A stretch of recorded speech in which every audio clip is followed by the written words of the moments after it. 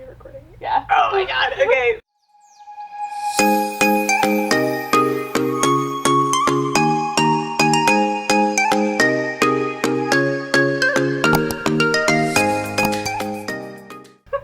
Hi everyone, welcome back to my channel. My name's Clara, and today I have a very special guest, Nikki. Hello. From Nikki's Book Nook. I talk about her all the time on my channel, so y'all probably already know who she is, but if you don't, I'll have all of everything linked down below of her.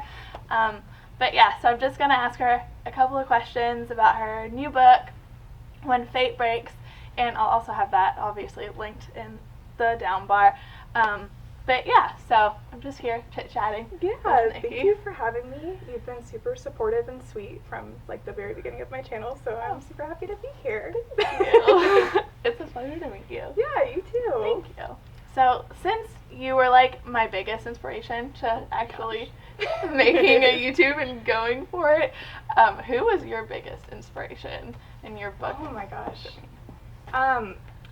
Well, as far as YouTube, I mean, I've been on YouTube since like 2013. I feel like kind of the golden era of YouTube. When I originally joined, I was doing a lot of what I feel like everybody was doing. I was trying to be like a Tumblr girl, doing like the daily vlogs and the lifestyle stuff and like makeup and hauls, and I had that channel for a really long time, and I still do, but there was a part of it that never really felt super authentic, and like I always felt like I was kind of performing on there, and like I hadn't really found my niche. And then I think I, like a lot of people during the pandemic, I've always loved reading. I've been like a really avid reader, but really just full on deep dove back into it during the pandemic. And I have Stephanie Meyer to thank for it, honestly, because the release of Midnight Sun, Twilight was my everything. It was the book that made me fall in love with reading. So that coming out, I was like, okay, I'm reading this book and I'm desperate for someone to talk to about it. So that was how I filmed my first book review on that channel, and like 12 people watched it.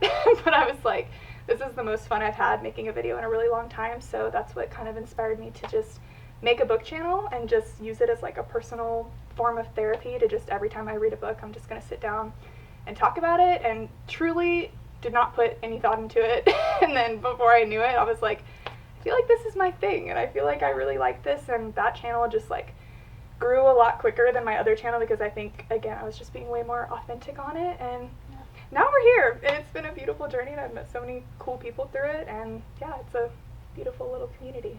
That's awesome. Well, I bet you inspire me, so I'm assuming you inspire lots of people, so yeah. Oh my gosh, thank you. That's awesome. Insane to hear. Thank you so much. You're welcome. Okay, so then my next question is, so coming from someone that doesn't know a lot about like writing, what was your writing process like during this book? Well, so this book, something that I really wanted to do, because one of my favorite things in books is when books like have flashbacks in them. And then, you know, there's a couple stories that I read, like People We Meet on Vacation, I feel like was a really big inspiration for me. That was the first romance book I ever really read where it had those like every other chapters it was flashing back, and I just thought it was such a cool experience to be able to like put the pieces together of what was going on, like seeing present day like tension and angst happening between this couple, and you're like, clearly they have a lot of history, but we don't know what it is, and then you're like slowly getting the history throughout. So that's something that I really wanted to do, and I ended up getting the idea for this book. And so it was kind of an interesting process, because I feel like I couldn't write it just straight through, like start to finish. For me, it was like I had my first chapter, and then I had to go and I had to write all the past chapters, because I had to kind of like grow with the characters. I was trying to write the present day, but I'm like, I don't feel like I really know them yet, you know? Yeah. Like I feel like I kind of need to grow up with them. So I wrote all the past chapters first, and then I wrote the end. Okay. And then I kind of like went back and filled in the present day, and that was what worked best for me. I know everybody's really different, but for me, yeah, I felt like I kind of had to like grow up myself with the characters to understand how they were present day. So that was my process. It was a whole lot of like sticky notes all over my apartment and like organizing things and figuring out where pieces fit together, because there's a lot of like things that are revealed throughout the story, and you want it to be at the right time, and things that you don't understand present day if you haven't seen it in the past. Yeah. So it was a lot of like planning and arranging and rearranging and going back and forth, and it was like a big puzzle, but it eventually came together. Yes, it did. And that's like what I loved about the book so much. It reminded me of People We Met on Vacation, and like I loved that book, and I was like, like same feels, like so good. Yeah, no, I feel like that book was like the introduction of a whole new trope that I love, the Yes. like friends to strangers to reunited Yes. to lovers sort of thing. It's super specific, but like when it's done right in a book, it's just my favorite. So Yes. I Well, loved it. You did it right. Oh my god, thank you so You're much. welcome. So what was the hardest part of releasing a book? Oh gosh, I mean, I think the writing of it was obviously the hardest Yeah. part, but once you get past that, the hardest part of releasing it, just being willing to like put yourself out there and let go. And I'm just such a like perfectionist and overthinker, a lot like Annie in the book, and it just got to a point where you had to just leave it and you have to stop thinking about it and you have to just accept that it's going out there and there's going to be people that absolutely hate it or people that love it and you don't know, and that's not up to you at that point. And I feel like that's kind of the hardest part, is just accepting that, you know, everybody has a different opinion and this is your baby and it's something that you spent so much time on and have been, I mean, it's been like my biggest passion for the last year, and now I'm releasing it to the world for everybody to judge, and that's just for sure the hardest part, I think, is just being okay with that and accepting it. Yeah. And it's not easy, but Just protecting what you did, like wanting to protect what you did, but yeah, and still feeling proud of it no matter what for sure. people say. It's just, you know, it was a goal and it was something that I always wanted to do, and even if it isn't the greatest book to ever exist, which I know it is definitely not, it's not perfect, nothing's perfect, but yeah, just kind of accepting that you did it and it's out there and you did the best you could, and that I really love it. So yeah.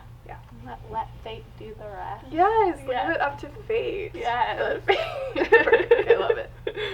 Where did the idea of the storyline come from? So Yeah, so, I mean, because I really knew, and it wasn't just People You Meet on Vacation, I feel like that was the main, like, rom-com that really inspired me to do this, but there's a lot of authors that absolutely kill the flashbacks. Penelope Douglas is one of my favorites, and just, I love those types of stories, so I knew that was a story I really wanted to write. So I had to kind of think about, because I feel like the main part of the whole, like, friends to strangers to lovers trope is, like, there's obviously something that inevitably made them go their separate ways, so it's kind of like figuring out what that is, and once you get that idea, you can kind of build everything else around it. So I just kind of, it was something I was brainstorming for a while, and it's funny, I quite literally was in the shower when I got the idea for this book. Like, it just popped into my head, the big kind of like climax of the story. Yeah. That whole scene just like played out in my head while I was in the shower, like down to the title of the book and everything. Oh, and I just, it's so weird. Yeah, I always wonder like where people come up with the ideas for books and stuff, and they're always just like, I don't really know, it just kind of happened. But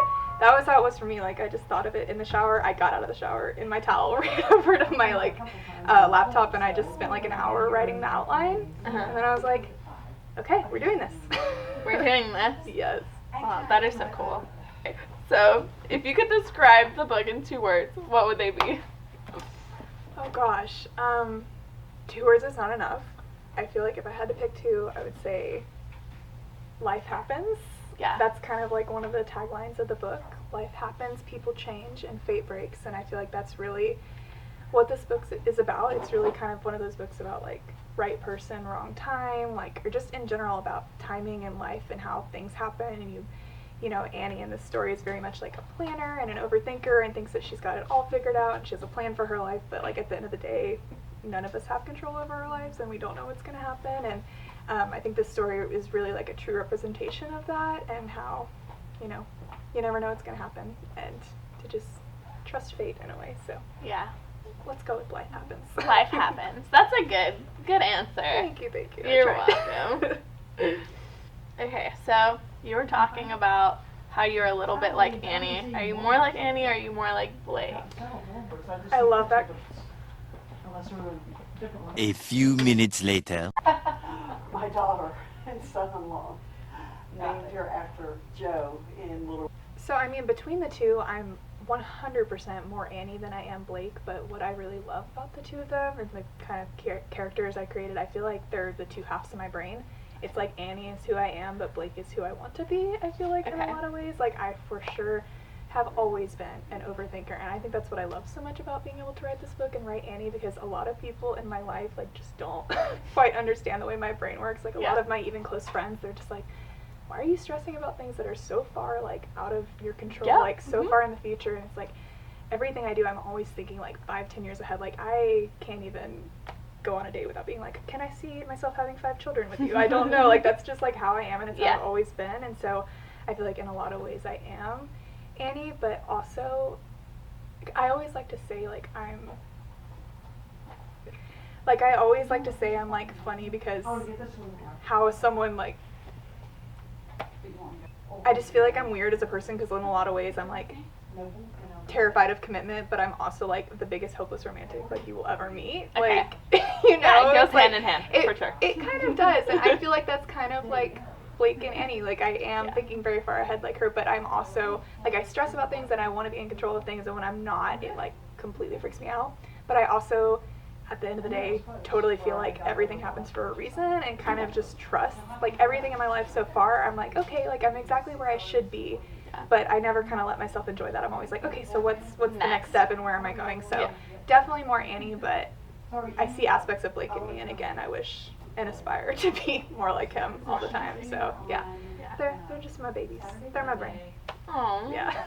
That's cute. Like, I definitely understand the overthinking part. Like, it's so hard to like enjoy the now because I'm like, well, in 5 years, this could be like happening. And, like my husband's always like, just calm down. No, it's so true. It's so hard. Like, and it's so sad too to be a person like this because it's like I have a really hard time just like letting myself enjoy something and be in the moment because I'm like, okay, what's next? Like even with this book, it's been the most amazing thing in the entire world, but the way my brain is, and I'm telling myself not to, I'm already like, okay, what are you gonna do next? Like, what can you do better? Like, what's the next big step? And it's like, no, like take a breath, enjoy where you are. Think about how 5 years ago you would killed to be where you are now. Like when people say that, I'm like, okay, yes, that's so true. So yeah, it kind of puts things into perspective. Yeah. My husband always says that. He's like, when I was in college, that was like a big issue because I went to college in New York City, and I always wanted to live in New York City. And then I got to New York, and I was like, okay, but now my career. Yes. No, so true. Yeah. And then I was like, wait, I'm not even enjoying like being here. Yet that's what I wanted. Like, Yep. No, I always say, like, whenever I was in high school, all I wanted to do was go to college. The second I was in college, I was like, okay, I just want to be working now. And then I was working, and now I'm like, okay, what now? Like, it's always the next thing. So I totally agree. yeah. Was any part of the book inspired by like real life? Like maybe, I don't know. Have you ever been to Alabama? The setting? I'm not sure. Like That is so funny. Well, specifically Alabama, I've driven through Alabama, but like Raymer, no, I've never been there. Okay. That's such a funny question. No, it is funny. I've never been there. I feel like Stephanie Meyer writing Twilight and Forks, but she had never actually been there. I just picked Raymer because in a lot of ways, it's funny. It's like, it's not inspired by my real life, but also I put my absolute heart and soul into this book, and in a lot of ways, there are so many like little Easter eggs from my life in it. Like, I really am. I'm not straight up Annie, but I put a lot of myself into Annie, and in the same way that she's from a small town, I'm also from a small town. My parents also own a small business, and some conversations that she has like throughout this story, and like the way that she's gone through life, like, you know, I kind of also grew up with, you know, having parents that owned a small business, and people always asking me, are you going to take over that business? What do you want to do? And I've always been like, I'm so proud of that business, but I really want to do my own thing, and like struggling with that and feeling like, you know, in a way, always feeling kind of guilty, like I should do that, but then having big dreams and like always dying to get out of my small town. And I really love cities, and so I feel like I did put a lot of myself into her. And then the setting of the town, I do feel like is a lot like my hometown, in a way, and then like the parents and my sister is a lot like sister in the book as well, like definitely kind of inspired by my sister. And then like my best friend's name is Leanne, and her best friend is Leah. Like there's just lots of little things like that that are very much, you know, I put my life and myself into it and made it a little more special. But a whole lot of it is just inspiration. At the end of the day, it's just a story and made to entertain. So yeah. I mean, I don't think my family will be like watching this or anything, but I know somebody that's a lot like the aunt. Lori Beth. Yeah. That's fun. No, see, that's, yeah, because Lori Beth in a lot of ways is inspired by a lot of people from my hometown that I did know of, and there's a mention in the book of like people from that town calling themselves like Raymer royalty, and like quite literally, I'm from a small town where we kind of use that term of like, like Rosenberg royalty. So my dad laughed when he read that in the book because we always say that between us. So yeah, lots of small little things like that did make its way into the book that made it very me. My mom reading it was like, this book is literally you. It's literally your life, everything. Like, my mom loves to find, like, super deep meaning in everything, which I love it. But, yeah, I'm like, it's not literally me. It's just, you know, you gotta take, nothing's completely original. You gotta take some stuff from your real life for sure, but, yeah. Okay, so if the book would be turned into a movie, Oh my gosh. who would you want the characters, Annie and Blake specifically, but I don't know, whoever, if you're like, oh, I think of this person, yeah. Oh my god, I wouldn't live to see that. I would pass out. I would die. Oh my gosh, so Annie to me is totally through and through. Like, if I could pick an actress to play Annie, it would be Zoe Deutch. Okay. Like, I just think she is perfect for that. Like, in so many ways, so many movies that she's been in. Like, I see Annie and I love her for that. Blake is a lot harder for me. I don't know why. Like, he's a lot kind of fuzzier in my head. I love seeing everybody's fan cast and the way that they're like picturing him and picturing everybody. Like, I want to leave it up to people's interpretation because everybody pictures people differently. If I could pick someone like right now for Blake, I kind of see like Daniel Sharman as him from Teen Wolf and the originals and stuff. I've gotten a few people, it's kind of funny, it's all the cast of Vampire Diaries in the original, but I've had 2 different people tell me that the guy who plays Mason Lockwood, they pictured him as like, I've had 2 different people tell me that, which I'm like, that is so random, but like, I can see that, so maybe him, and then I even had someone tell me that Jackson from the originals, I cannot remember his name in real life, but I don't know if you want to put pictures here. So. Okay, yeah, I'll put pictures here. But, yeah, those are the kind of people that I've gotten, but yeah, Daniel Sharman I think is like my top pick, but I'm not 100% set on it, so if anyone has any ideas, DM me, I would love to see them. But Steph, to me, if we want to get like deeper into it, Steph, totally Haley Steinfeld in my head. I'm obsessed with Haley Steinfeld, and I picture her as her, and then Remy I see as Alex Pettifer. Okay. Yeah, Lori Beth in my head is Reese Witherspoon. Oh my god, yes, I totally see that. I think she could totally kill that. that. Yes, 100%. Yeah, so those would be my choices, but I love to see everybody else's choices because I'm sure there's a bunch of actors that I don't even know that I would see them and think that they were perfect, and again, everybody sees them differently, but yeah. I see like Elena's brother from the Vampire Diaries is like, oh my god, Jeremy. We just have the entire cast of the Vampire Diaries. Just like straight up make the movie out of that. That'd be great. I would love that. Right? I totally see it. Yeah, I think Blake is really like someone that you can, I think a lot of people could be him, yeah. So what's like your next big plan? Are we gonna get more books out of Nikki? Oh my gosh, no pressure. Yes, we're definitely gonna get more books out of Nikki. I do have a work in progress right now. I have a couple actually, but yeah, I do have a plan for another book that I'm hoping will be early-ish, very early next year is the plan. The acronym is BTB, exclusive. Ooh. BTB is the acronym for the book coming out. So yeah, that's for sure the next plan. It's very different from When Fate Breaks, definitely, which I'm excited about, but also a little bit nervous about. But I'm excited to step out of my comfort zone with this one a little bit more. I feel like the first one, again, was very like me, like I put all of me into it. And I'm excited to do something a little bit different and kind of push my limits and see what else I can do. But yeah, totally different vibe, and I'm really excited about it. Cool. Are they going to be mostly standalones, or do you think you're going to ever do a series, or? Oh my gosh, this is like so much, this is so scandalous to say this. I'm thinking what the next thing I want to do. I really love like companion novel series where kind of each book stands alone, but then they do sort of connect overall. Yeah. I like the flexibility with those so that people don't have to like commit to a whole series if they don't want to, but then if they want to, I love seeing like the characters build and stuff, so that's something that I would really like to do coming up next. And then I even have ideas for other things in the When Fate Breaks world. If I ever want to return to that, I definitely have an idea or two of what I could do to kind of continue that story. Oh my god, some please characters, do that. Stories in there. So yeah, I love the idea of a series, but I want you to be able to read them as standalones if you want to as well. So that's what I'm thinking right now. Oh, that's nice. Thank you for giving us giving you the option. Yes, exactly. And all the deets that you have going on in your head. Yes. There's a lot of things. Those are actually all of my questions that I have. Oh my gosh.